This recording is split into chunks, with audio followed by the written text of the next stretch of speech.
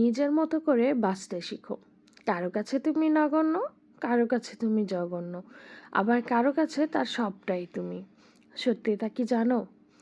গাধাকে যদি ঘোড়া বলে ডাকা হয়, তাহলে কিন্তু সে ঘোড়া হয়ে যায় না, গাধাই থাকে। কারো জাজমেন্টে তোমার এতটুকুও মূল্য কমবে না। আরে, আলুর ব্যাপারই তো আর স্বর্ণ চিনবে না, তাই না বলো? তুমি ন্যাকা, তুমি বোকা, তুমি রাগী, তুমি অহংকারী। আসলে এর কোনোটাই তুমি নও। তুমি তাদের কাছে ঠিক তেমনি, যেমনটা তারা ডিজার্ভ করে। দিন শেষে তুমি তুমিই থাকবে, একটু ভালো, একটু মন্দ। আর যদি পুরোটা ভালো হয়ে যাও বা পুরোটা ভালো রাখতে চাও, তাহলে দেখবে দিন শেষে সবাই ভালো থাকবে, শুধু তুমি ছাড়া। তাই তুমি যেমনটা আছো তেমনটাই থাকো। একটা কথা কি জানো? দিন শেষে নিজের ভালোটা নিজেকেই বের করতে হয়। তাই কি করলে তোমার ভালো লাগবে, কি করলে তুমি ভালো থাকবা, সেটাই কিন্তু একমাত্র তোমাকেই খুঁজে বের করতে হবে।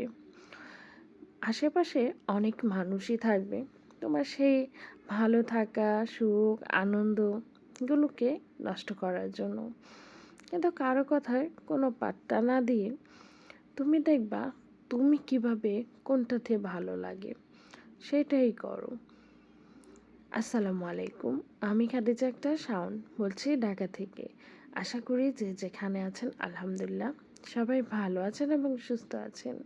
আলহামদুলিল্লাহ আপনাদের সবার দয়ায় আমরা ভালো আছি এবং সুস্থ আছি।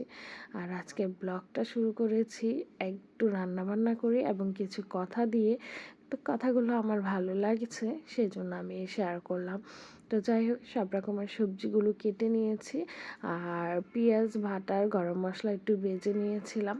তারপর চিকেন দিয়েছি সামান্য পরিমাণ লবণ, সয়া সস, গুঁড়ো দুধ দিয়ে একটু কষিয়ে নিলাম। আর এই যে সবজিগুলো আমি ভাপ দিয়ে রেখেছিলাম, এখন সবজিগুলোকে দিয়ে দিলাম। আর চিকেনটা কিন্তু অলরেডি রান্না মানে সিদ্ধ হয়ে গিয়েছে। আর এখন সবজিগুলো যেহেতু আমি হালকা একটু লবণ দিয়ে সিদ্ধ করেছি, তো আমি কিন্তু এই পর্যায়ে লবণ দিয়েছি। আর এখন 1 কাপের মতো পানি দিয়ে একটু কষিয়ে নিব।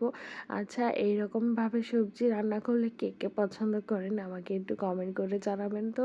আর আমি যেহেতু এখন রুটি খাই বেশিরভাগ সময়, মানে রাতে এবং সকালে, তো আমার বাসায় সবজির পরিমাণটা অনেকটাই লাগে।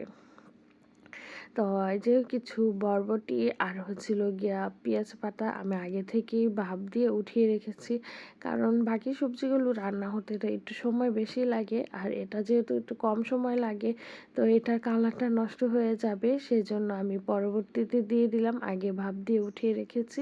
আর এখন দিয়ে দিয়েছি 1 কাপ দুধের মধ্যে 2 চামচ কর্নফ্লাওয়ার মিক্স করেছিলাম, আর হাফ কাপ পানি দিয়ে একটু নাড়াচাড়া করে নিচ্ছি। আর দিয়ে দিয়েছি কিছু কাঁচামরিচ, আর এখন দিচ্ছি ভাজা গরম মশলার গুঁড়ো। আর এই গুঁড়োটা হচ্ছে আমি বাসায় তৈরি করেছি। আর এখন রুটি তৈরি করে নিচ্ছি। আচ্ছা, কে কোথা থেকে আমার ব্লগটি দেখেন আর আপনারা কেমন আছেন সবাই কিন্তু আমাকে কমেন্ট করে জানাবেন। আর এই যে এখন রাতের জন্য রুটি তৈরি করছি, আর এই যে সবজিটা রান্না করছি এতে দিয়ে আপনাদের 2 ভাগ্নের খাওয়া হয়ে যাবে, সেজন্য আর অন্য কিছু করিনি।